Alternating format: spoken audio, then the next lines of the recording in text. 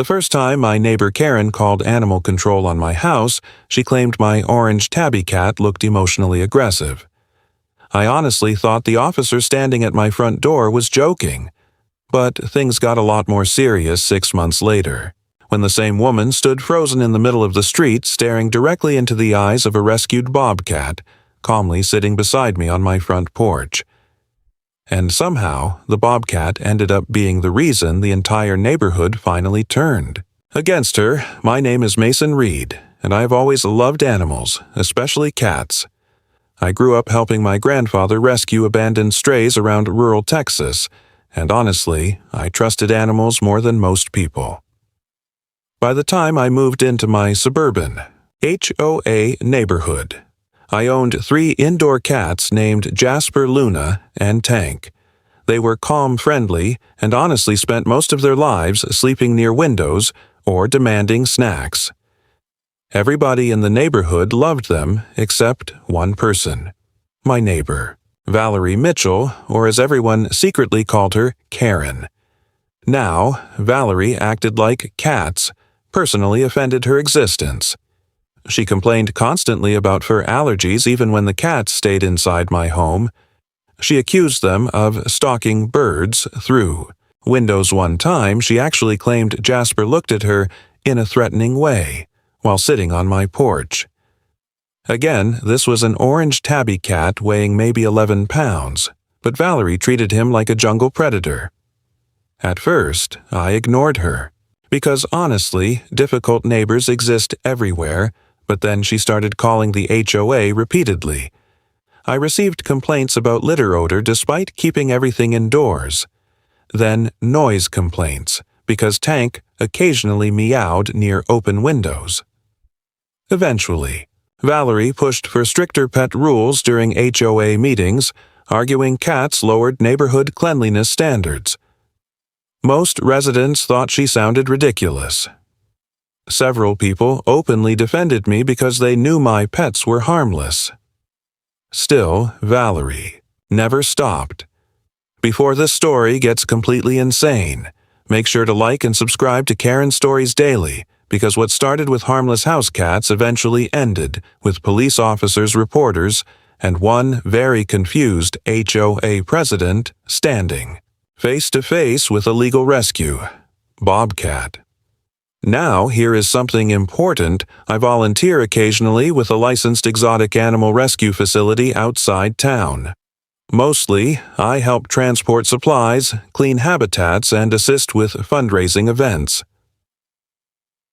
The rescue houses injured wild animals that cannot safely return to the wild, including foxes, birds, reptiles, and sometimes wild cats. That is where I first met Ranger. Ranger was a rescued bobcat found injured near a highway after illegal wildlife trafficking activity. Because of old injuries, he could never survive independently in the wild again, but under licensed care he recovered into one of the calmest animals I had ever seen. Now, obviously, Ranger was not a normal house pet. He lived under professional supervision through the rescue program and required strict permits, secure enclosures, and trained handlers. But during educational outreach events approved, volunteers occasionally transported him safely for supervised demonstrations about wildlife, conservation, and honestly, he was beautiful. Large paws, golden eyes, calm movements. People were fascinated by him everywhere he went. Meanwhile, back in the neighborhood, Valerie's obsession with my cats kept getting worse. She installed motion cameras, pointed toward my property. She reported seeing feline activity near flower beds almost daily. One afternoon, animal control showed up after Valerie claimed my cats roamed aggressively through the neighborhood, attacking wildlife.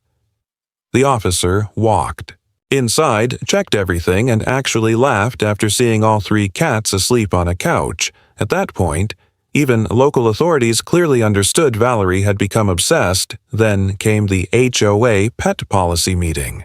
And honestly, that was the moment. Everything changed. Valerie proposed limiting residents to 1 small indoor pet maximum. No outdoor animals, no exotic breeds, mandatory behavioral reporting. The rules sounded insane. Several residents immediately pushed back, asking why the HOA suddenly acted like a wildlife enforcement agency. But Valerie stood there giving dramatic speeches about neighborhood safety and responsible living. Then she pointed directly at me and claimed my cat obsession represented a growing threat to community comfort. I remember sitting there completely stunned while people around the room looked embarrassed for her. That same week, I happened to help the wildlife rescue during a local conservation fundraiser.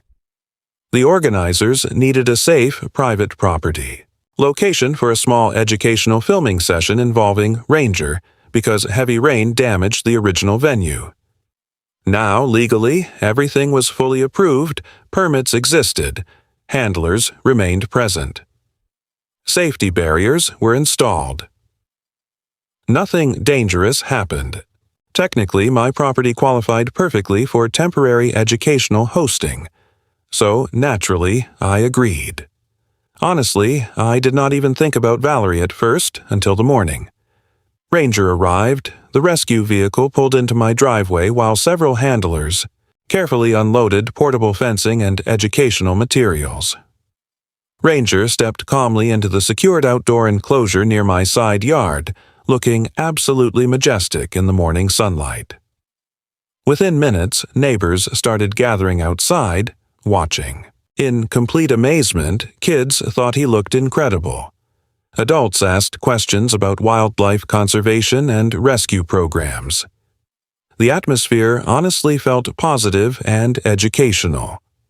Then Valerie walked outside, and everything exploded. I will never forget the scream she made after spotting Ranger through the enclosure fencing. She dropped her coffee cup directly onto the sidewalk and started shouting that I had brought a wild predator into the neighborhood. Several people tried explaining the event. Was licensed, supervised, and temporary. Valerie did not care. Within 20 minutes, she had called the HOA Animal Control and local police simultaneously. Honestly, the responding officers looked more confused than concerned once rescue staff showed. Permits and paperwork. Everything checked out legally. Meanwhile, Ranger sat calmly beside a handler, completely uninterested in the chaos around him that somehow made Valerie even angrier. Because now the entire neighborhood could see the dangerous beast behaved more peacefully than she did. Then local news arrived after hearing reports about a bobcat appearing inside a suburban HOA community, and suddenly, what should have been a small educational event turned into viral neighborhood drama reporters. Interviewed rescue workers' families took photos from approved distances. Social media exploded with clips of Valerie screaming in the background while Ranger calmly lounged inside the enclosure like some kind of furry celebrity. The internet absolutely destroyed her in the comments, but the real disaster for Valerie happened when reporters started asking why she hated cats so much in the first place. Because once neighbors began sharing stories publicly, people realized her behavior had been completely unreasonable for years, and honestly, things were only getting worse for her from there. After the news story went viral, the entire neighborhood basically turned against Valerie overnight. People were tired of the non-stop complaints, fake reports, and constant drama over harmless animals. Several neighbors publicly defended me during the next HOA meeting, and even residents who did not own pets admitted Valerie had gone way too far. The funniest moment came when one older homeowner stood up and said the rescued bobcat behaved calmer than the HOA president. The whole room burst into laughter while Valerie sat there furious and embarrassed. Then, the Wildlife Rescue Organization released an official statement thanking the neighborhood for supporting conservation education and responsible rescue programs. That completely destroyed Valerie's argument that Ranger was some dangerous illegal threat.